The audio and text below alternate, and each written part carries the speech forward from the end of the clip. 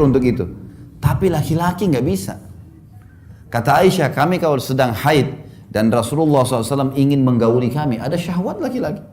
Maka beliau menyuruh kami mengikat kencang tempat keluarnya darah di kemaluan, lalu beliau menggauli kami.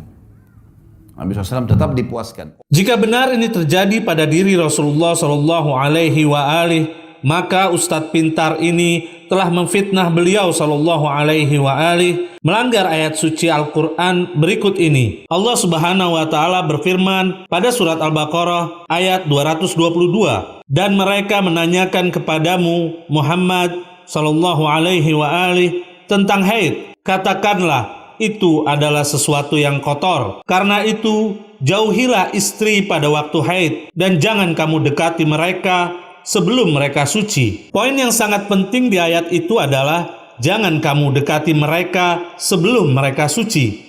Jadi, bagaimana mungkin dapat berhubungan jika mendekati saja dilarang oleh Allah Subhanahu wa Ta'ala? Dan kita semua mengetahui bahwa manusia pertama yang mengamalkan Al-Quran adalah Rasulullah SAW. Bahkan akhlak beliau SAW adalah Al-Quran, sebagaimana yang diriwayatkan oleh Ummul Mukminin dalam kitab Musnad Ahmad yang ditahqiq oleh Syuaib Al-Arnaud, jilid 42, yang diterbitkan oleh Muassasah Ar-Risalah, cetakan pertama tahun 2001 Masehi, halaman 183, dari Sa'ad bin Hisham yang berkata, aku bertanya kepada Aisyah, kabarkanlah kepadaku tentang akhlaknya Rasulullah SAW. Aisyah menjawab, akhlaknya adalah Al-Quran. Syuaib Al-Arnaud berkata, sanadnya sahih sesuai syarat Bukhari dan Muslim.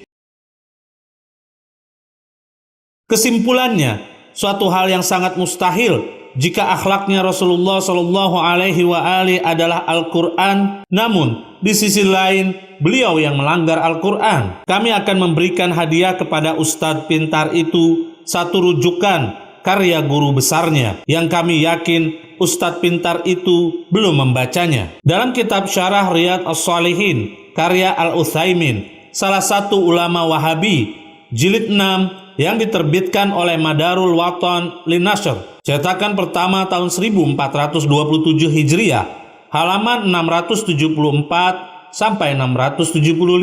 Setelah menukil salah satu riwayat di Sahih Muslim, jilid 2, halaman 621, hadis nomor 2789, bahwasanya Allah menciptakan tanah dan seterusnya. Al-Utsaimin berkata, hadis ini diriwayatkan oleh Imam Muslim dan para ulama mengingkari hadis tersebut. Kami tegaskan, salah satu riwayat di Sahih Muslim diingkari oleh para ulama karena hadis tersebut tidak sahih dan tidak benar berasal dari Nabi SAW, disebabkan bertentangan dengan Al-Quranul Karim. Dan apapun yang bertentangan dengan Al-Quranul Karim, maka hal tersebut batil.